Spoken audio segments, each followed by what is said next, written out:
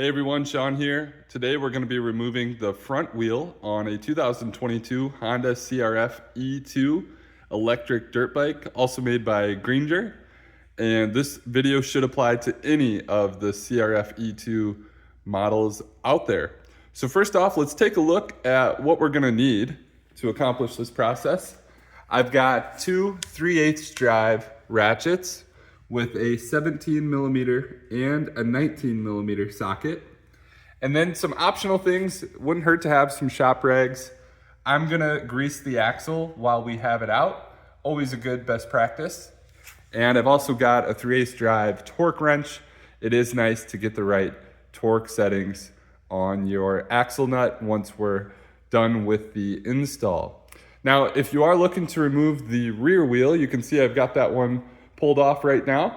And there is a separate video if you want to check out the rear wheel, you can.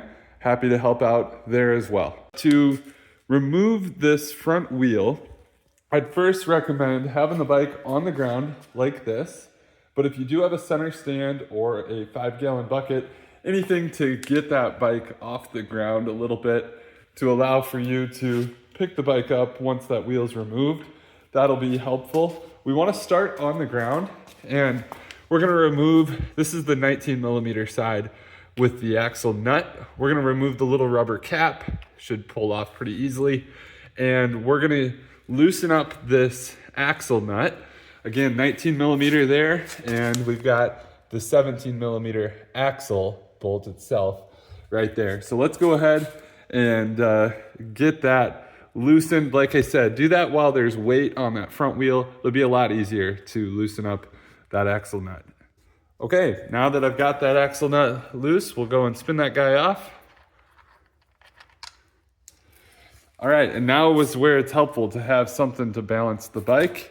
So we can lift that front wheel off the ground a little bit, and you should be able to just gently spin that axle and pull it from the front wheel there.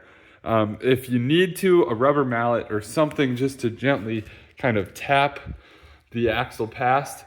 I don't recommend using your hand. We've all done it, but eventually you're gonna hurt your hand over time. So a rubber mallet, just something like that can help, but you can see how easy this axle pulled out on the bike that I'm using.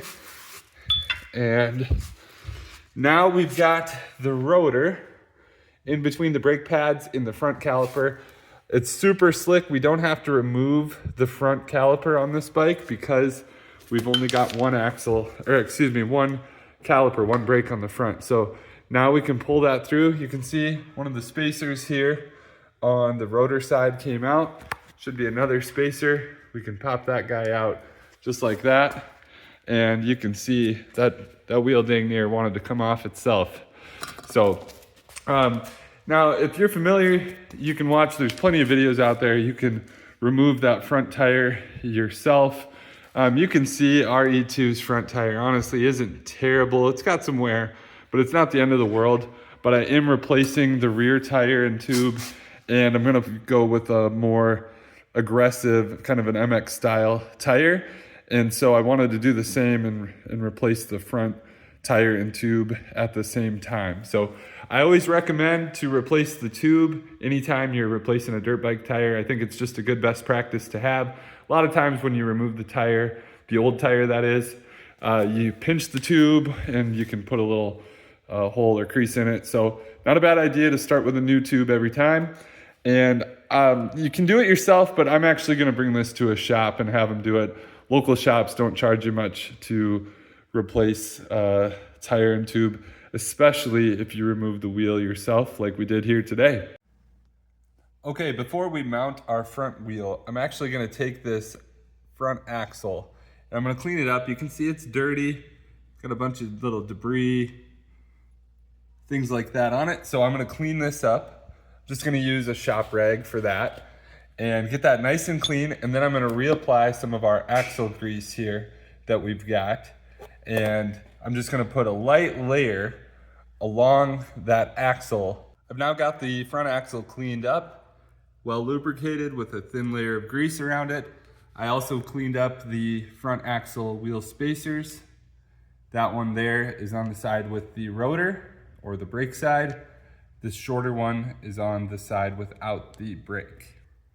I've also got the tire back from the shop mounted on the wheel, and you can see how much more aggressive this tread pattern is compared to the stock Kenda Millville tires that come on the E2. This happens to be a Pirelli Scorpion MX32 in the mid-soft compound. So comparing the two, you can see how the Millville is just such a trail bike tire versus a true Moto or MX style of the Pirelli Scorpion.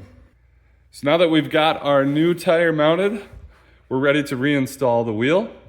The first thing we're gonna do, if I can focus on that caliper, we're gonna slide this rotor into the brake caliper right between the pads. It should go in, it might need a little bit of finessing to get it to fit between the two pads, but with a little bit of work, you should be able to slide it in there. It can help to use a large flat blade screwdriver as well to basically twist and split the pads if you're really fighting it, but this shouldn't be too hard. You should be able to get that rotor into the pads. Now that it's started into the pads, we're gonna install the larger or longer wheel spacer right there. Hopefully we can get that guy to stick a little bit. If you need to, you can use a dab of grease to help that wheel spacer stay in place. Then we'll go ahead and install the shorter spacer on the other side. And now I'm gonna lift the front wheel to align the axle, and I'm just gonna carefully slide this in without going all the way, just barely sitting right there on the edge, and have it just balanced there.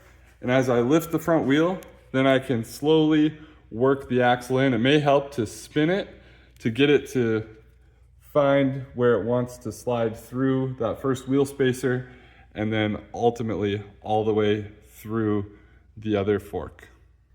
You can see I was able to get the axle slid through. Again, long spacer here, short spacer there. And now that we've got the bike, the front wheel is back on the ground, we can hand thread the front axle nut. And this is where having a torque wrench will be helpful. You can use your torque wrench and tighten that guy down to about 40 pound-feet of torque. Your manual may say something else, but 40 pound-feet is where I'm gonna go on this front axle. You don't wanna overcrank this. If you don't have a torque wrench, that's okay, but you do wanna make sure that guy is nice and snug. Last thing you want is an axle nut backing out and possibly losing your front wheel, or even just getting a bad front end shake from the front wheel down the road could be hazardous. With your front axle nut tightened and torqued, you can put on your axle nut cap again, and there you have it. You're back and ready to rip. Give the front brake a couple squeezes to make sure that the pads are seated against the rotor, and have fun ripping around again. If this video was able to help out, please like and subscribe, and I'll keep more coming. And as I mentioned earlier, I do have a different video if you'd like to check that out for the rear wheel.